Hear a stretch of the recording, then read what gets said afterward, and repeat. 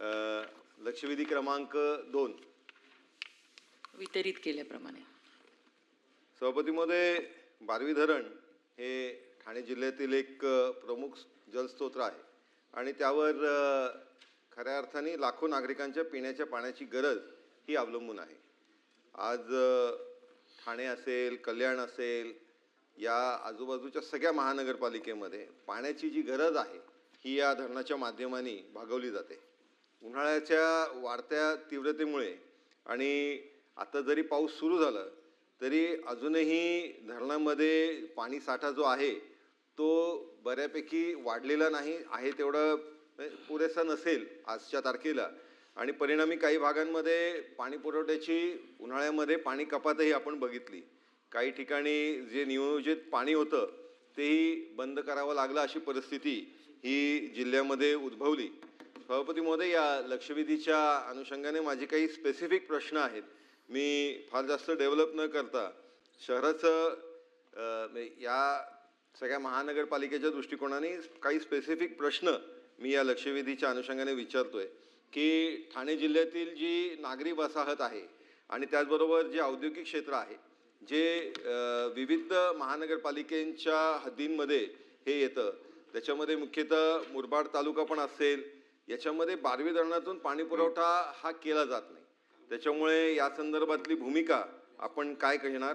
त्याचबरोबर उपलब्ध पाणी साठ्याचं नियोजन, पाणी कपाताचे नियंत्रण, औद्योगिक नागरी वापराचे संतुलन राखण्यासाठी शासनाने कोणती धोरणात्मक कारवाई केली आहे, कुठलं धोरण आपण आखलेलं आहे याच्याबद्दलची माहिती सभागृहाला आपण शासन म्हणून द्यावी।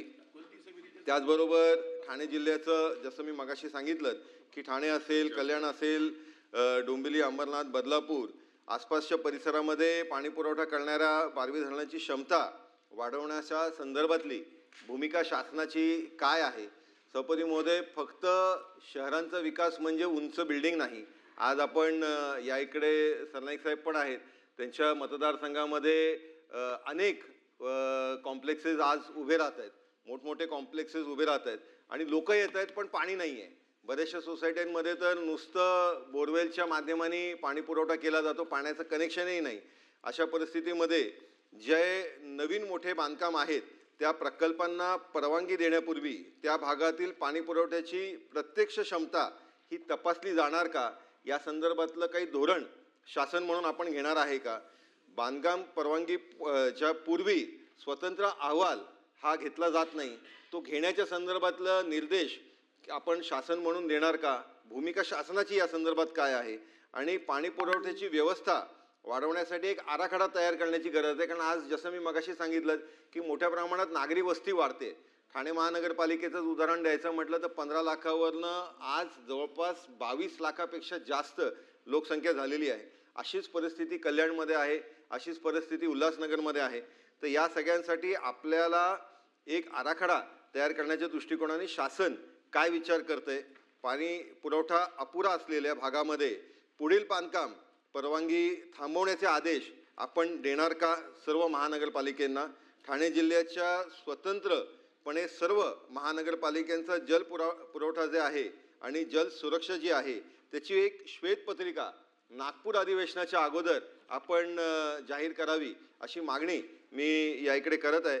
आणि ह्या पाण्याच्या समस्येच्या अनुषंगाने अधिवेशन काळामध्ये एक बैठक, कारण सभापती महोदय, हा प्रश्न फक्त आपल्या या विभागाशी, पाणीपुरवठा विभागाशी संबंधित नाही, याच्यामध्ये नगरविकास पण येणार, तर त्याच्यामुळे एक व्यापक बैठक या संदर्भात लागणं गरजेचे आहे सभापती महोदय। तर त्या संदर्भातली भूमिका आपण स्पष्ट करावी अशी माझे काही प्रमुख प्रश्न आहेत। डॉक्टर यांनी जी लक्षवेधी लावलेली आहे, खरं तर हे बारवी धरणातून जे MIDCच्या मालकीचे आहे त्या धरणातून ठाणे महानगरपालिका, नवी मुंबई, कल्याण, डोंबिवली, उल्हासनगर, मीरा भाईंदर, बदलापूर, अंबरनाथ, मुरबाड, शहापूर ह्या सगळ्या महानगरपालिका आणि तालुक्यांना पाणी पुरवठा होतो। परंतु आपल्याला माहिती आहे की आता अल निनोचं वर्ष आहे आणि पाऊससुद्धा लांबलेला आहे, त्यामुळे या ठिकाणी पिण्याच्या पाण्यासाठी प्राथमिकता ठेवून इंडस्ट्रीला लागणारं पाणी कपात करून आपण काही निर्णय घेतलेले आहेत आणि त्यानुसार पाणी वाटप केल्या जात आहे.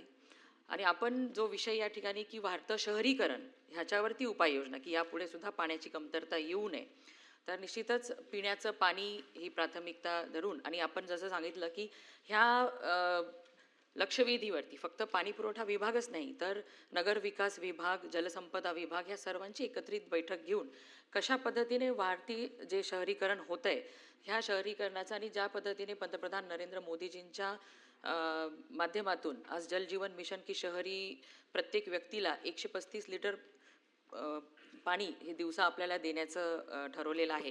त्या दृष्टीने उपाययोजना करण्यासाठी सर्व विभाग एकत्रित अशी एक बैठक लावण्यात येईल आणि तरी देखील शासन जलसंपदा विभागाच्या माध्यमातून हे जे आपलं बारवी धरण आहे ह्याची क्षमता वाढवण्याची जी आपण मागणी केली त्याच्यात सुद्धा तपासून बघण्यात येईल. परंतु हे वाढतं शहरीकरणाचा विचार करता ह्या मुंबई महानगरपालिका असेल, ठाणे महानगरपालिका असेल, नवी मुंबई ह्या शहरांना पाणीपुरवठा करण्यासाठी ह्या भागामध्ये आपण शिलार व पोशीर हे 2 धरणं प्रस्तावित केलेले आहेत. आणखीनही जशी मागणी वाढेल, जशी लोकसंख्या वाढेल त्या दृष्टीने जलसंपदा विभागाच्या माध्यमातून पिण्याच्या पाणी आणि पाणी इंडस्ट्रीयलसाठी जे पाणी वापरासाठी लागतं त्यासाठी पाण्याची क्षमता वाढवण्याचा निर्णय शासन त्याच्यावरती निर्णय करत आहे आणि येणाऱ्या दिवसांमध्ये ह्याच्यावरती काय काय कारवाई होईल हे आपल्या सर्वांना कळवण्यात येईल.